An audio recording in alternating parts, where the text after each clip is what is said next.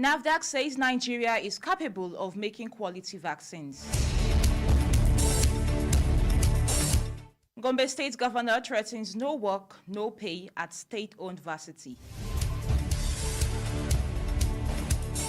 3 dead and 4 injured in Lagos-Ibadan Expressway car crash.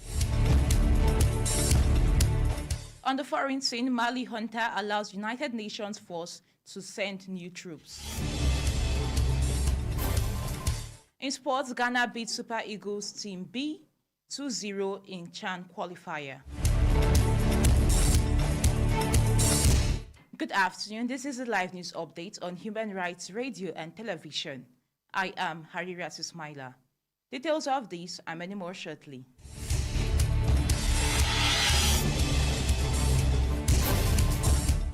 The National Agency for Food and Drug Administration Control, NAFDAC, has said vaccines produced in Nigeria, including those for COVID-19, will be of internationally acceptable standards. NAFDAC's Director General Mojisola Adeyeye, in a statement on Sunday by the agency's resident media consultant, Sayo Akintola, disclosed this during an oversight visit to the agency's facilities and COVID-19 laboratory project in Lagos by the House of Representatives Committee on COVID-19, noting that the health sector had previously been neglected before the present administration responded through the COVID-19 committees of the National Assembly. On the impact that the COVID-19 funds had made, she said this should resonate well with the whole country, that if the right people are put in the right places, the vision of the government could be realized. The chairman of the House Committee on COVID-19, Harula Mishila, commended the NAFDAC board and her management team for leveraging the latest technology to upgrade the agency to a standard that is second to none in Africa. The Nigerian Center for Disease Control, NCDC, says that about 894 cases of Lassa fever infections with 168 deaths have been confirmed since the beginning of the year. The NCDC, in its latest situation report released for week 33, showed that there are 6,392 suspected cases of the infection across 101 local government areas in 25 states, with 70% of all the confirmed cases from Ondo, which has 31%, while Edo has 26% and Bauchi has 13%. The NCDC noted that cumulatively from week 1 to week 33 in 2022, 168 deaths have been reported with a case fatality rate of 18.8%, which is lower than the CFR for the same period in 2021 of 23.3%. He stated that the predominant age group affected is 21 to 30 years, ranging from 0 to 90 years, and median age of 30 years, adding that the number of suspected cases has increased compared to that reported for the same period in 2021, although no new healthcare worker was affected in the reporting week 33. Governor Muhammadu Inuwa Yahaya has warned that the state government will not replicate the federal government's the federal government's no work, no pay policy if lecturers at the Gombe State University refuse to resume classes as directed by the university management. The governor, who stated this at the weekend during a town hall meeting between the governor, electorates, and other residents of the state, said the state government had been paying salaries promptly for the past 6 months that lecturers at the GSU had joined the strike. He lamented that the government had engaged the management of the university and the GSU chapter of the Academic Staff Union of Universities, ASU, in a bid to end the strike, but to no avail. A heavy rainfall has displaced hundreds of people in Karnaya village as flood washed away more than half of the houses. Karnaya is a few kilometers away from Duse, Jigawa State capital, and flood, which began around 6 p.m. on Saturday evening, kept the entire village awake till Sunday evening, forcing villagers to seek refuge at the village school buildings. The Executive Secretary of the Jigawa State Emergency Management Agency, SEMA, Yusuf Sani Baburua, who confirmed the incident, said the entire village had been ravaged and they were working on providing shelter and food to the victims. Three persons have reportedly died while four others sustained varying degrees of injuries when a car rammed into a truck at 5:50 p.m. around Oniworo area on the Lagos-Ibadan Expressway on Sunday.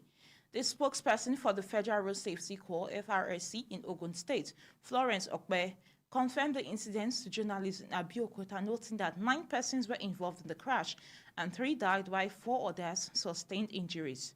Okpe said the suspected causes of the crash were tire burst and speeding on the part of the car, adding that the injured victims were taken to the hospital for medical attention while the corpses were deposited at the morgue in Isara. She, however, said the sector commander of the FRSC in the state, Ahmed Omar, sympathized with the family of the crash victims and also advised motorists to always carry out vehicle routine checks to ensure the good condition of the vehicle.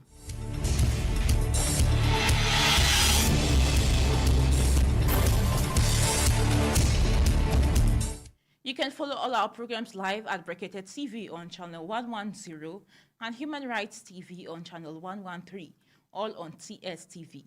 You can also catch us live on the internet on YouTube and Facebook with the handles Human Rights Radio TV and Bracketed TV. Stay connected to the station redefining broadcasting. Now to the rest of the news. In the rest of the news, the military-led government in Mali has agreed to allow the United Nations peacekeeping mission in the country to resume its rotations of international troops who were suspended last month following a row with Ivory Coast after the security services arrested about 50 Ivorian soldiers at the main airport for reasons of national security. 10 nations contribute troops to the United Nations force known as MINUSMA.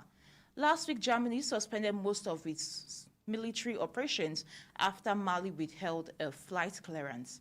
As it battles jihadists, the junta has increased its cooperation with Moscow, straining relations with the United Nations.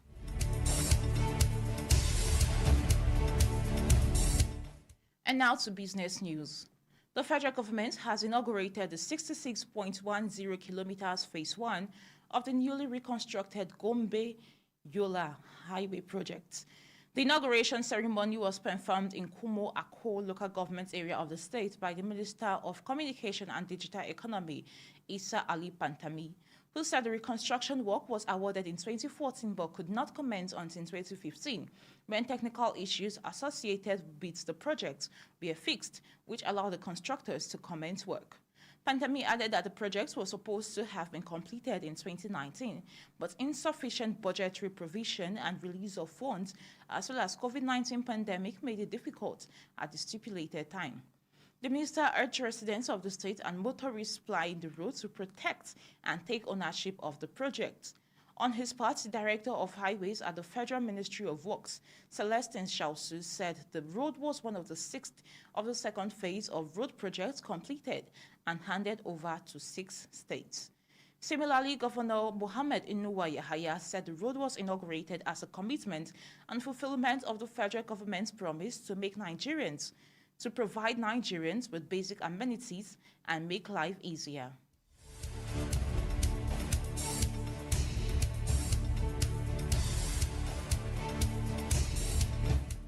And moving away from business news to the world of sports. Ghana's Black Galaxies on Sunday evening won their 7th African Nations Championship final qualifying fixture against Nigeria after a 2-0 win over Super Eagles B at the Cape Coast Sports Stadium. After an evenly balanced first period during which goalkeeper Adenyinka Adewale quickly redeemed himself after dropping the ball with a Ghanaian forward locking, Daniel Banier shot the Galaxies ahead in the 50th minute from the penalty spot as Benino's referee Issa Mohammed punished a Nigerian infringement in the 18-yard box. The Super Eagles fought valiantly to get even as the game progressed to no avail, and were later open to a sucker punch as Saidu Suraj unleashed a shot from close range that Adewale could only punch into his own net with 4 minutes left. The result leaves the Super Eagles B with some work to do ahead of the return leg as both teams square off again at the MKO Abiola Stadium in Abuja next Saturday evening. And still in sports, Ajax winger Anthony is said to become the second most expensive player Manchester United has ever bought. The Red Devils agreed on a €100 million deal with the Dutch club for Anthony on Sunday. The Brazil international will now fly into the United Kingdom this week to complete the transfer ahead of deadline day. Paul Pogba still remains Manchester United's record signing after they shelled out £94.5 million to bring him back to Juventus in 2016. The World Cup winner also became the costliest footballer in the world at the time.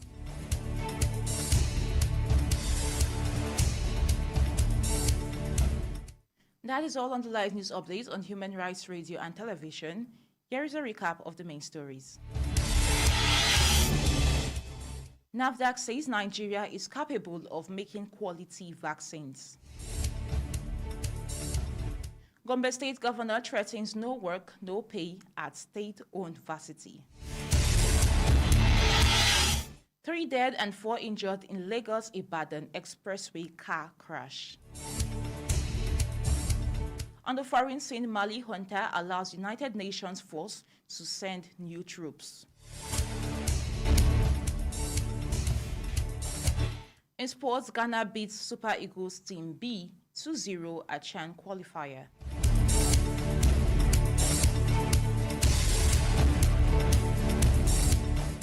This bulletin was produced by Novlin Owankwo at the newsroom with Mohammed Sani Babangida at the MCR of the Human Rights Media City News Center. I am Harriet Ismaila. Good afternoon.